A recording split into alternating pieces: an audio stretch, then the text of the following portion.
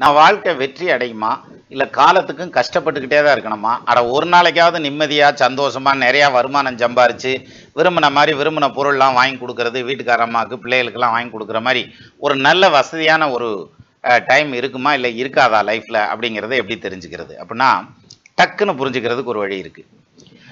ராசிநாதன், அதாவது சந்திரன் நின்ன ஸ்தானாதிபதி இருக்கார் இல்லையா, அவர் ஆட்சியாவோ உச்சமாவோ இருந்துட்டா நிச்சயமா அந்த ஜாதகன் வாழ்க்கையில வெற்றி அடைஞ்சிருவான், ஒரு நாள் இல்லாட்டியும் ஒரு நாள்.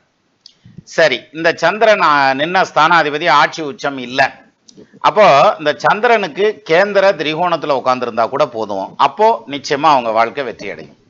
லக்னாதிபதியோட சேர்ந்திருந்தாலோ அல்லது ராசியிலேயே ஆட்சியா இருந்தாலோ அவங்களுடைய வாழ்க்கை ஜெயிக்கும். ஸோ ஒரு கஷ்டப்படக்கூடிய காலம் அப்படிங்கிறது ஒன்று இருக்குமே தவிர, அதை தாண்டி ஏதாவது ஒரு சந்தர்ப்பத்தில் அவங்க நிச்சயமா வெற்றி அடைவாங்க. அவங்க வாழ்க்கை வந்து சக்சஸ் ஆகிடும். வண்டி சக்கரம் மாதிரி சார், கீழே இருக்கிற ஆரம் கண்டிப்பாக மேலே வரும். என்ன கொஞ்சம் லேட்டு வேணா ஆகலாம், ஆனால் நிச்சயமா ஜெயிப்பீங்க.